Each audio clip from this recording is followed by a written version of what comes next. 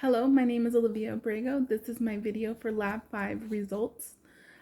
Today is Saturday, the January 30th, 2022. This is for LAP's Biology 225 for microbiology. For my Lab 5, the first two slides I prepared, which I have both images. Let me take a picture first. I have images of my two slides, and I still have my two slides here. These were the mouth swabs and preparing of the slides. Those went off without a hitch. It was a little tedious, with needing to wait for them to completely air dry and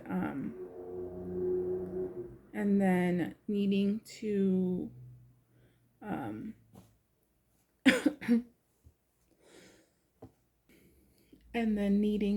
heat form them, like when we ran them through the candle. But other than that, I had no problems with the first part of Lab 5. When I went ahead and viewed them under the microscope, this was my slide 1 of the mouth. No, that's not it. Went the wrong direction, sorry. I couldn't get I keep going in the wrong direction. I couldn't get a very good detailed image of it, but you can tell that there was what looked like to be cells on top of cells, which came from my mouth. And then for the second slide, which was the negative, I'm not sure if I viewed correctly because I didn't see any cheek cells, which from my lab 4, I was able to see them without a hitch, but that was what I was able to view on my second slide. And then for the second part of Lab 5 was the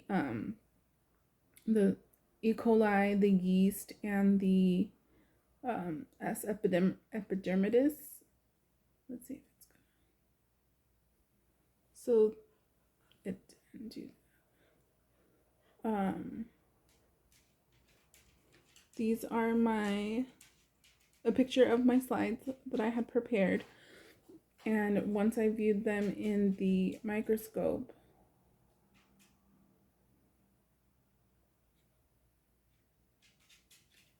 this was my E. coli, this was my yeast, which surprised me. I didn't think, which was exciting because it kind of matched my yeast from the prepared slide. And then this was my S. epidermidis from the microscope. I would have to say that my experience was straightforward. The only one I'm not too sure of was the negative slide for the mouth, the slide 2.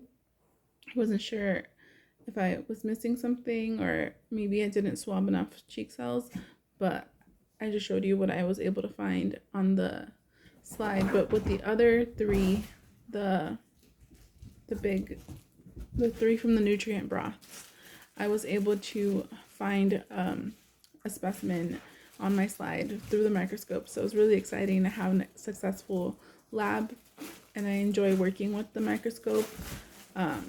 This is fun because if in the future I do end up working in the lab or something else, nursing, where I get to use a microscope or prepare slides, I would know how to do it. Especially taking my own mouth swabs and putting them on a slide like I did for the first and second slide. And doing the drops and having the taking it from, that's also, I should be discussing that in my results video. So I had prepared the slides by using the purple crystal, and then the iodine, decolorizing it, and then the Saturn,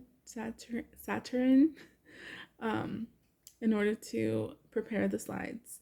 All 5 of the slides. 4 of the slides. The slides. That was all really nice, tedious, but straightforward, and I had no issues with the lab. No errors that I could identify, no troubles. Like I said in the Lab 4 results video, I'm filming them very close together.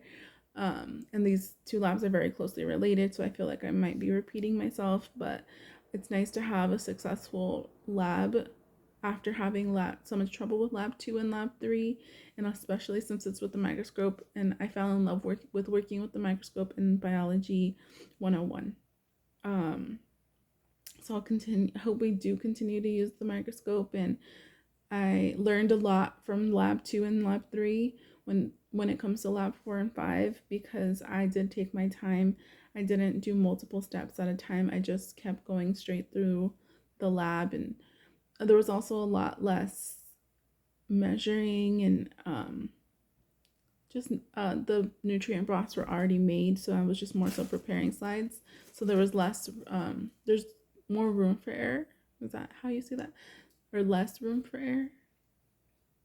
There was more possibility for errors in the first 2 labs, versus now we were just preparing some slides, moving the